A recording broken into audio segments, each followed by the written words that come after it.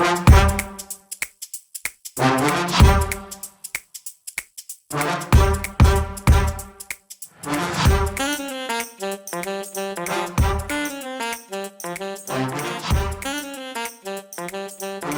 I'm Mike Maloney, and welcome to another CSRM Podcast.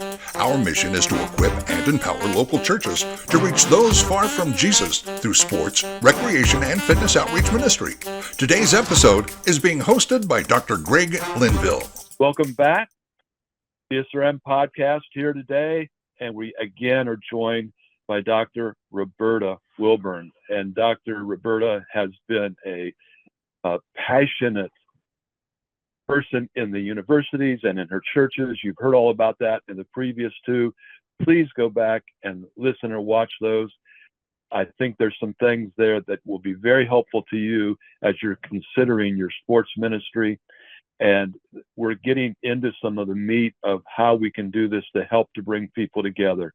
So that is a backdrop. Dr. Roberta, welcome back. Thanks for joining us. It's a pleasure. So I've been enjoying this a lot. So I'm so glad you invited me back, Ray.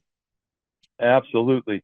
And what I ended our last segment with was I said, I think that my friend here, Dr. Roberta, actually, she claims that she's more of a charismatic Christian in some of those denominations. I think she's a Quaker. And she said, what? Now, let me tell you why I think that. 100 years before the Civil War in America, and for those of you that may be watching this in places around the world, that was in the Civil War happened in 1860s, and in the late 1700s, early 1800s, no Quaker held a slave. Mm. Now, think about that. For those of you that don't know that the Civil War was fought over slavery in America. Mm. Yes, it had to do with keeping the Union together, but the reason the Union was fractured was because of slavery. Mm. And so, how did that happen? Well, the Quakers have a phrase that they use, and they say, brother and sister. Now, notice how that starts. There's an affirmation, brother, sister, not enemy. Mm-hmm. We must, as Isaiah the prophet said, we must reason together. Mm-hmm. And so the Quaker who said slavery is not biblically defensible went to the Quakers' door that did own slaves and knocked on their door and said, brother, sister, we must reason together. And what you just said in our last segment was you had taken a young man who said he was a racist and a sexist, and you said, you didn't use the words reason together, but you did say, we've got to talk. We've got to get to know each other. Mm-hmm.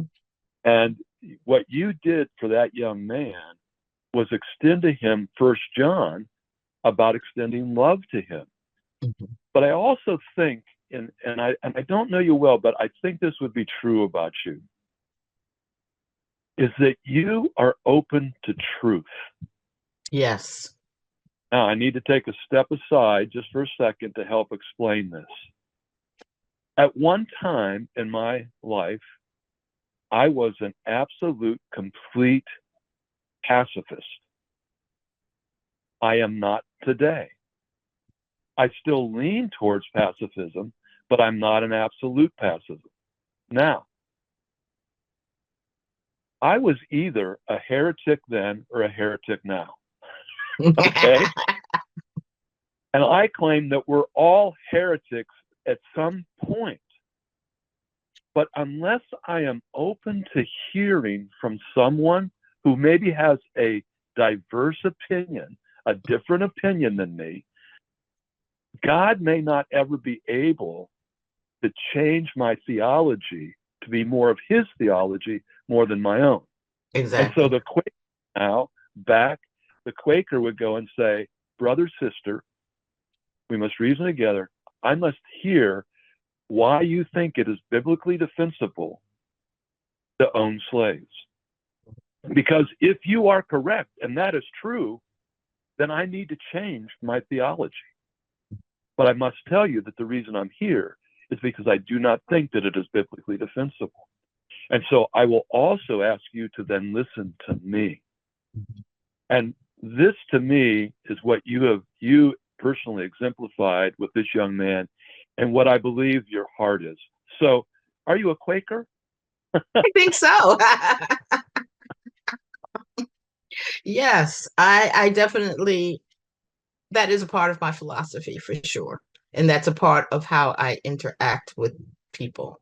And so I interact with many people who others like, what? Why are you talking to that person? What are you, and I can give you another story. Um, so when I was going to go to graduate school, I was living, I said I'm from New York. And so I decided to go to George Washington University for graduate school, which my dad was not really happy about because he was in the Navy. He had been in the Navy. And when he came through the Washington, D.C. area, he experienced a lot of racism. And so he was really concerned about his baby girl going to, live in Washington, D.C. by herself, not knowing anybody. But I was like, this is a graduate school I want to go to. I'm really excited to be, so he moved me there. And then what happened? Okay. So I had an apartment, a little efficiency apartment in this high rise, apartment building. And there was one entrance where you could unload your things. And so we backed up our U-Haul truck. Little did we know that that was also the only entrance for people with disabilities to get into the facility. So we have this big U-Haul truck that is now blocking this entrance. So while we're unloading this thing, this elderly white lady proceeds to curse my dad out for blocking her entrance into the facility. And he, of course, said, what? See, that's what I told you. There are all these racist people in DC. Why do you want to be here? And of course, she was just more concerned. Well, I ended up talking to this later after my dad left and everything. I get settled, talking to this lady and found out, well, number one, she was very lonely. She didn't have any, she didn't have anyone else, but that everyone was always blocking the entrance. And every time she would try to get into the house, because she was in a wheelchair, she couldn't get in because big trucks and different things were loading and unloading. And she couldn't, there was no other way for her. And so that's why she was angry. Well, it had nothing to do with race. It had to do with, you're keeping me from getting to my house. And this is happening to me over and over and over and over again. And I'm tired, I'm tired of that. And so I ended up befriending her and, talking to her, and I'd go visit her and, kind of sit with her or whatever, because she was she didn't have anybody else. But she needed to see that love of God. But then my dad needed to understand we were in error in that sense, and that we were blocking her. But we didn't have a choice. It was like one of those catch-22 situations, but we could, if she had approached us and say, hey, I need to get in here, can you please, move, we would have happily moved or helped her or whatever. But she proceeded with cursing us out, which of course puts up our defenses. And this is going back to what you showed us last time, was the fact that you started the real, REAL, right, with relationships. R is for relationships. And you, this relationship with this woman, and you got an education of what her issue, that's your E. You both then became authentic, which is your A, and you were able to then live a life with your L with her and this is what I love about your reel and what you're doing. And for those of you that are sports ministers, you're saying, okay, I haven't heard anything about basketball or anything, cricket or anything yet. And by the way, Dr. Roberta, cricket is what a lot of our people play in many countries. It's Yes, not I a know cricket. I'm familiar with cricket. so we have this concept that we're trying to build, and let me bring it into a reality for a lot of our sports ministers, because right now there is a huge issue surrounding transgenderism because of men supposedly competing with women supposedly and vice versa. And there's a lot of issues that our sports ministers are having to deal with. And I'll just give you one that there was a transgendered woman, and I know that there's no right way to talk about this right now, but it would be said that transitioned from a man to a woman, registered for a softball league of women.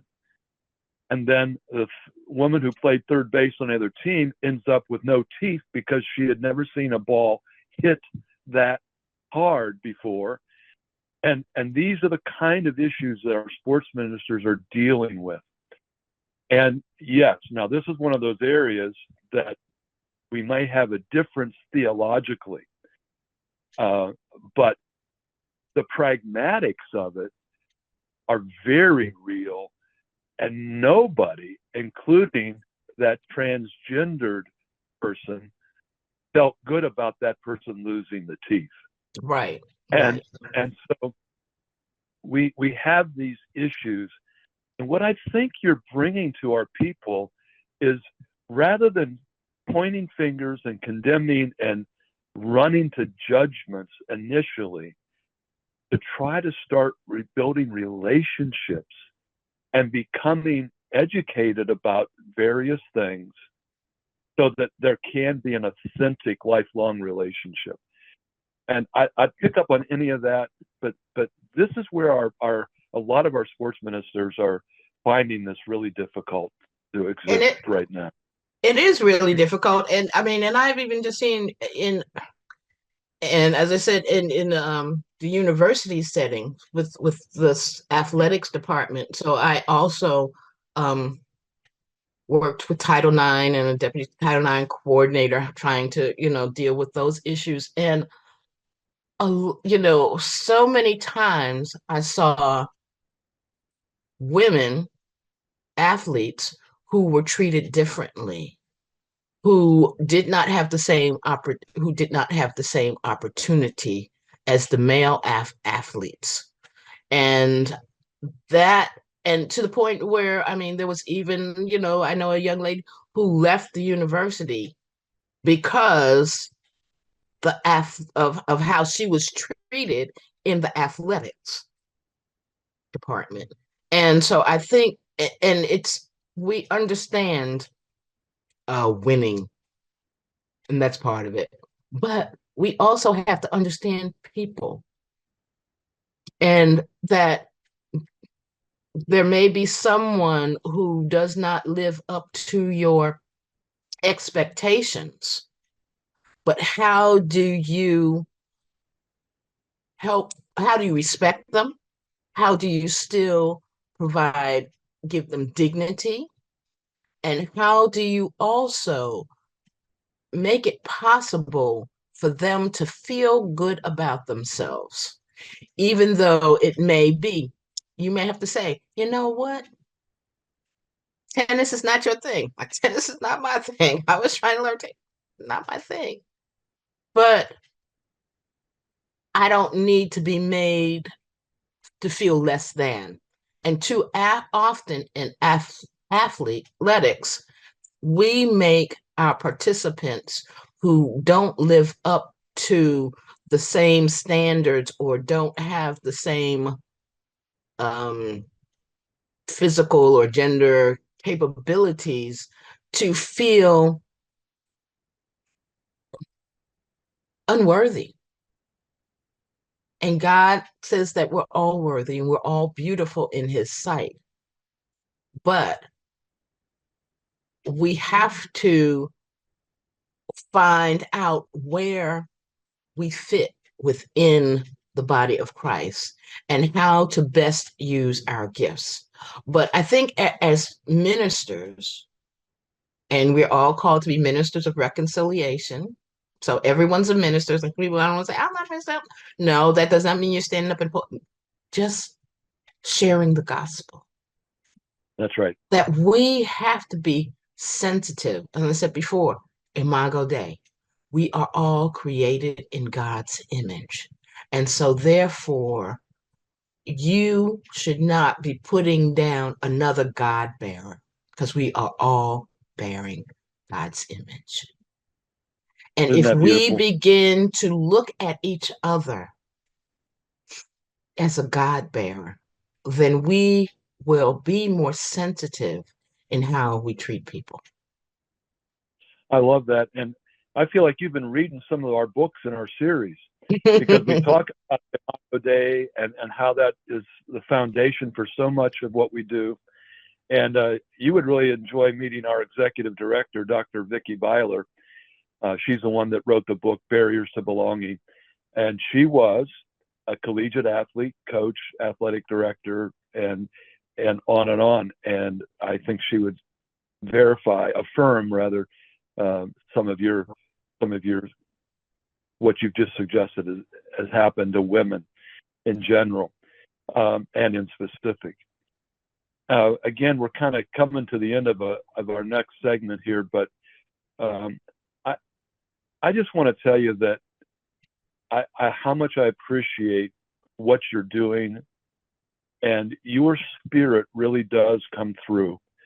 Your love I'm so for glad. Jesus, your love for the church, and your passion to try to help people live these authentic lives that, and even more than all of that, what you have helped our sports ministry community to think about is, how can I build these relationships with people? And when you were sharing what you just shared most recently, I kept thinking about the woman at the well. Mm-hmm. And Jesus just came to her, and here she was, somebody that was of mixed race and not at all Jewish, and that's Mm-hmm. so important to all of his disciples. Mm-hmm. What is he doing talking to this woman? Mm-hmm. What is he doing talking to this half-breed? What is he, and what she felt from him was his love. He didn't let her off the hook. Oh no. And the guy that you're with isn't even your husband, and you've had 5 other ones. Right. I'm confronting you about your sexuality and your morality. And what did she do? She turned the whole city upside down. Exactly. And Mm-hmm. they begged him to stay around with them because he said, I'm going to love you. And that's what I hear you saying. And that's what I feel from you. And that's what all of our sports ministers need to hear. We got to love people. Yes. We got to love people. And we have to love them where they are.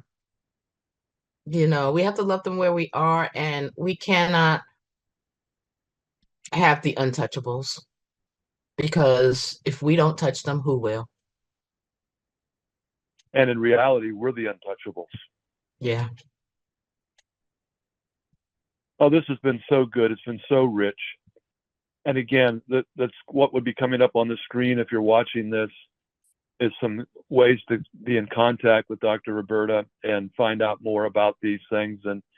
And please do pass this on to other people that you know that this would be a great series.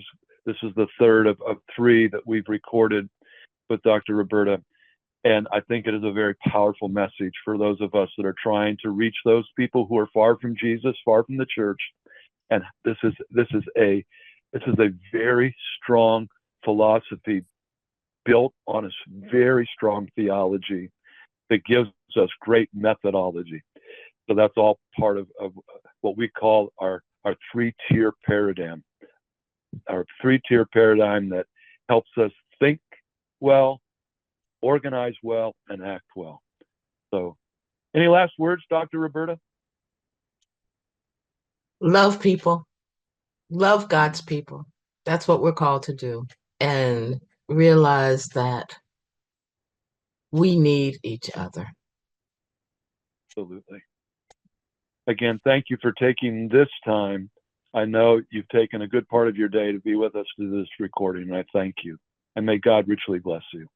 And you as well. God bless. And remember to get real about what you do in ministry. I love it. I love it. All right. We'll see you, some of you, or hopefully all of you, in our next CSR podcast. Bye now. Bye-bye. The CSRM Podcast is a production of CSRM and their production house, Overwhelming Victory.